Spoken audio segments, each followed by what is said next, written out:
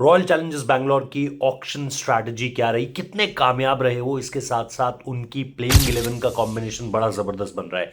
एक टीम जिसको IPL auction 2025 के बाद, मिनी ऑक्शन के बाद, मैं 10 आउट ऑफ 10 दे सकता हूं, वो ये आरसीबी की टीम है। आई थिंक दो जो सबसे बेस्ट टीमें रही हैं ना, जिन्होंने अपनी आईपीएल ऑक्शन स्ट्रैटेजी को बड़ा कमाल प्ले आउट किया है, RCB and CSK. Mumbai Indians बहुत सॉलिड लग रही है क्योंकि उन्होंने अपने पास पहले ही सारी चीज़ें बचा कर रखी हुई थी। But RCB, coming to RCB, I think बहुत कमाल का ऑक्शन रहा है क्योंकि पर्स बहुत ज़्यादा नहीं था, लेकिन उसके बाद भी 8 खिलाड़ी जोड़े हैं अपने पास। 6 जोड़े देसी खिलाड़ी, 2 जोड़े ओवरसीज खिलाड़ी, 3 अंडर 19 के प्लेयर्स हैं और तीनों बड़े कमाल के हैं।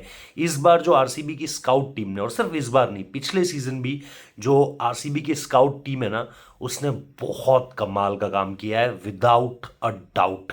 और इस बार का जो ऑक्शन हुआ है ना, ये जो 8 प्लेयर्स इन्होंने लिए हैं, क्या कमाल की बाइज हुई है। मतलब जेकब डफी, T20 का इस समय का नंबर 2 रैंक बॉलर, आपको बेस प्राइस पे मिल रहा है यार 2 करोड़ में। मंगेश यादव, जिसका लेफ्ट आर्म सीम, एक्यूरेसी, डेथ ओवर बॉलिंग इतना जबरदस्त है, वो आपको एक बहुत ही इकोनॉमिकल प्राइस में मिल रहा है। मतलब 5 करोड़ 20 लाख, ठीक है, यंगस्टर है, नया है, अनकैप्ड है, मैं सब समझ रहा हूं, लेकिन जिस तरह का वो बॉलर है, आपने काफी जबरदस्त कीमत में उसको लिया है। और फिर अगर आप विहान मल्होत्रा की बात करते हैं, कनिष्क चौहान की बात करते हैं, या फिर आप देशवाल की बात करते हैं, मेरे हिसाब से बहुत कमाल की बाइज रही हैं इस टीम के लिए। बट जैसा मैंने कहा कि एक तो वेंकटेश अय्यर मिल गए हैं जो बॉलिंग बहुत कर रहे हैं इस सीजन। अगर आप देखो, डोमेस्टिक में पाटीदार के साथ ही खेलते हैं, सेम साइड के लिए हैं मध्य प्रदेश। तो वेंकटेश अय्यर से जितनी गेंदबाजी करा रहे हैं ना रजत पाटीदार, ऐसा लग रहा है कि डीडीपी से पहले उनको मौका मिलने वाला है तीसरे नंबर पर। जेकब डफी हेजलवुड का लाइक टू लाइक रिप्लेसमेंट है, बहुत बढ़िया बाय मिला है। फिर मंगेश की अगर आप बात करो, आपको साफ तौर पर पता चल रहा है कि अगर आपके पास यश दयाल नहीं हुए तो आप मंगेश को वहां पर लेकर आ सकते हो।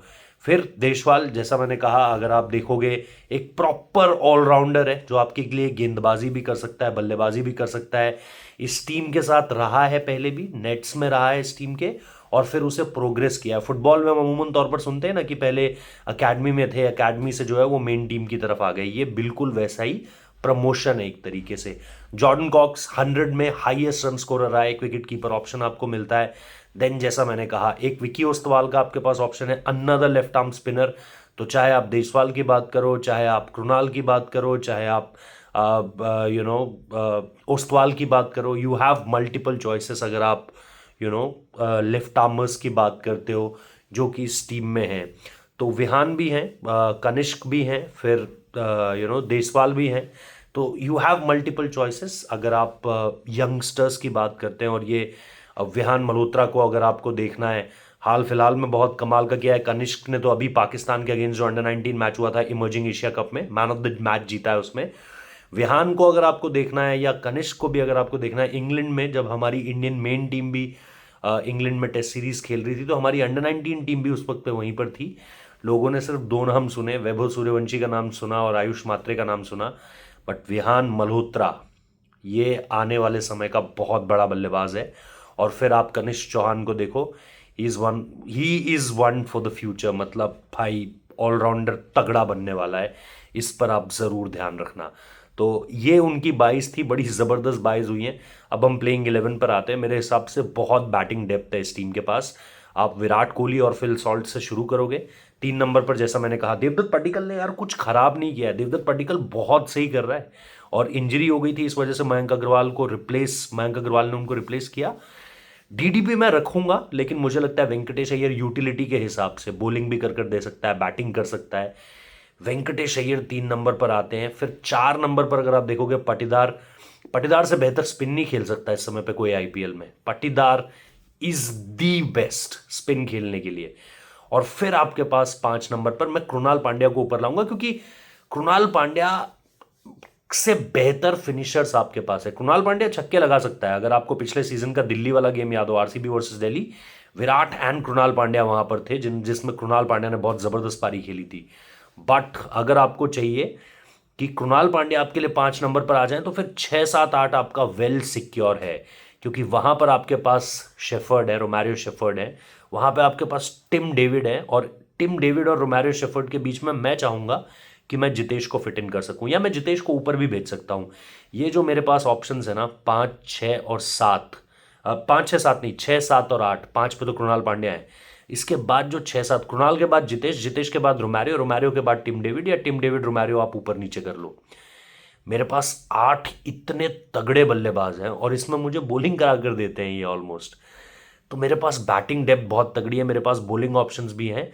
अब जब 8 नंबर तक मेरे पास बल्लेबाज है ना, और इम्पैक्ट प्लेयर रूल ने इसको और ज़्यादा स्ट्रॉन्ग कर देना है, 9 नंबर पर मैं लेकर आऊँगा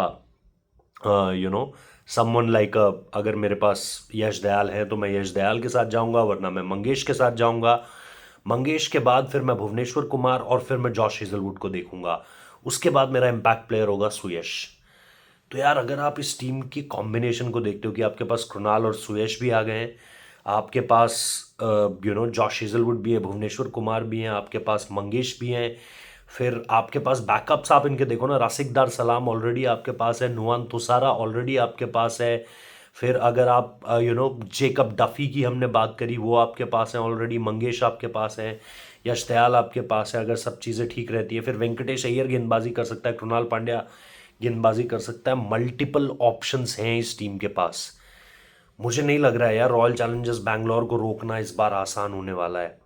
बहुत तगड़े तरीके से ये टीम खेल रही है, और सबसे इंपॉर्टेंट चीज़ है कि backup option, bench strength, impact player, 11 के बाद भी अगर आप इस टीम को देखोगे ना, तो आपके पास देर आर मल्टीपल प्लेयर्स जिनको आप बोल सकते हो कि यार बैकअप में कितने तगड़े तगड़े नाम है। जॉर्डन कॉक्स आप देखो, अगर किसी वक्त पे आपको लगता है यार फिल सॉल्ट के रन्स नहीं आ रहे हैं, भाई ये बंदा दी 100 में सबसे ज़्यादा रन्स लगा कर आ रहा है। या फिर अगर आपके पास फिर भी ऑप्शन नहीं है, आप वेंकटेश अय्यर से ओपन करा दो, आपके पास फिर भी ऑप्शन की कमी आपको लग रही है, आप देवदत्त पडिक्कल से ओपन करा सकते हो। यू हैव मल्टीपल ऑप्शंस भाई, यू हैव मल्टीपल ऑप्शंस। तो मुझे लगता है, और इसीलिए मैंने शुरू में कहा कि जो काम किया है आरसीबी की स्काउटिंग टीम ने, ऑब्वियसली दिनेश कार्तिक, जहां पर भी मतलब दिनेश कार्तिक, एंडी फ्लावर, ये वो लोग हैं यार, इनका इनका दिमाग बहुत ज़बरदस्त तरीके से चलता है ऑक्शन टेबल पे, आईपीएल पे, T20 पे। ये जो है ना, Mo Bobat, Dinesh Karthik, Andy Flower, and then you have Malolan, मेरे हिसाब से अगर मैं उनका नाम सही ले पा रहा हूँ, जो चीफ हैं स्काउटिंग टीम के, मालोलिन साहब। आई थिंक इनके जब दिमाग साथ में चलते हैं ना भाई, तगड़े रिजल्ट सामने निकल कर आते हैं, और वही आपको इस समय पर देखने को मिल रहा है। मेरे हिसाब से मुंबई इंडियंस और रॉयल चैलेंजर्स बैंगलोर के साथ अगर आप चेन्नई को जोड़ दीजिए, इस बार बहुत कांटे की टक्कर होने वाली है इन तीनों टीमों के बीच। लेकिन आरसीबी मुझे लग रहा है टॉप 2 में फिनिश करने वाली है। मैं बहुत डिसअपॉइंट होऊंगा अगर आरसीबी फाइनल नहीं खेलती है। फाइनल के बाद फिर जीतना हारना वो ऑन दैट वेरी डे आप डिसाइड करते हो क्या होगा, क्योंकि इस बार भी पंजाब ने भी बड़ा ज़बरदस्त खेला था, बट आरसीबी ने बहुत कमाल खेला। तो सेकंड कौन सी टीम होगी मुझे नहीं पता, but RCB could be the team जिसको रोकना बहुत मुश्किल होगा। आप लोगों को क्या लगता है बताइए। Thank you so much.